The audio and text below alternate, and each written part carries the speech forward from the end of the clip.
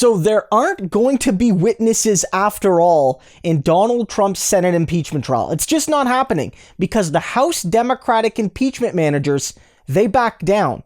I'm really disappointed to see this, and here's the moment it happened. Mr. President, the managers are prepared to enter into the agreement. I will now read the statement. This is the statement of Congresswoman Jaime Herrera Beutler, February 12, 2021. In my January 12th statement in support of the article of impeachment, I referenced a conversation House Minority Leader Kevin McCarthy relayed to me that he'd had with President Trump while the January 6th attack was ongoing. Here are the details. When McCarthy finally reached the president on January 6th and asked him to publicly and forcefully call off the riot, the president initially repeated the falsehood that it was Antifa that had breached the Capitol. McCarthy refuted that and told the president that these were Trump supporters. That's when, according to McCarthy, the president said, "Well, Kevin, I guess these people are more upset about the election than you are." Since I publicly announced my decision to vote for impeachment, I have shared these details in countless conversations with constituents and colleagues and multiple times through the media and other public forums. I told it to the Daily News of Longview on January 17th. I've shared it with local county Republican executive board members, as well as other constituents who asked me to explain my vote. I shared it with thousands of residents on my telephone town hall on February 8th. Mr. President, I now move that the Senate admit the statement into evidence. So what you saw there was Jamie Raskin, he's the head impeachment manager from the Democrats in the House, basically agreeing to read the statement by Congresswoman Herrera Beutler into the record. That's the supposed compromise. Earlier this afternoon, and we covered it, 55 to 45, so 5 Republicans, they agreed to have witnesses. They got 5 Republicans to agree to that vote. And then they went off and they started talking about it, and less than a couple hours later, they had already backed down.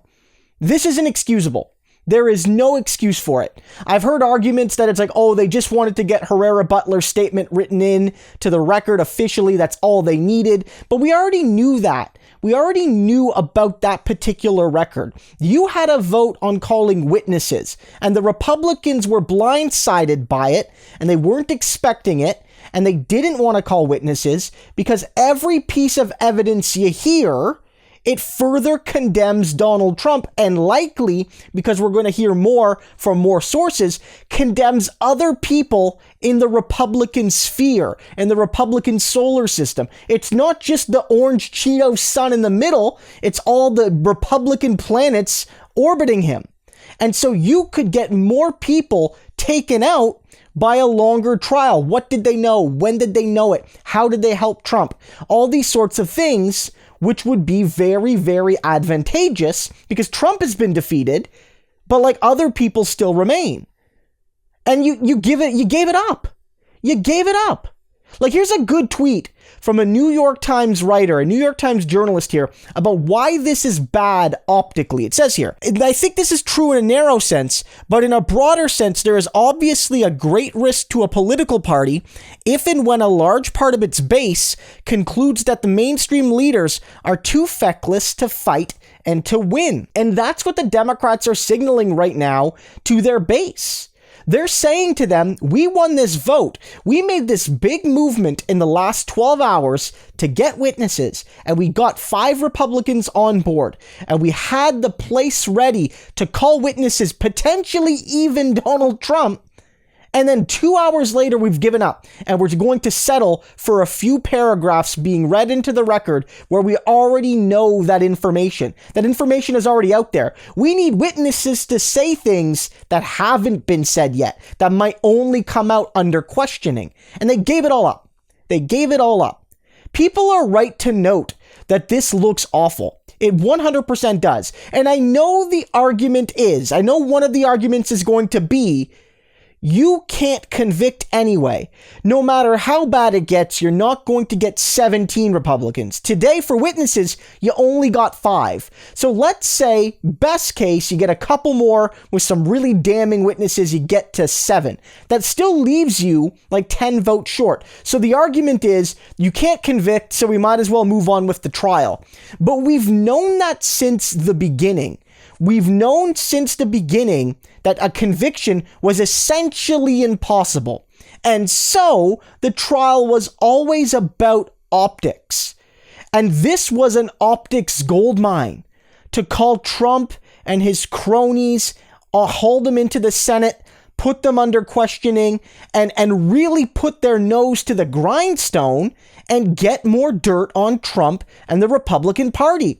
Again, like, Trump is still potentially a threat for 2024, but you have Republicans that are threats now that could be really damaged by their connection to January 6th and to helping Trump cover it up and to helping Trump spread the big lie and on and on and on. Yes, this is a political thing. You're not going to convict him.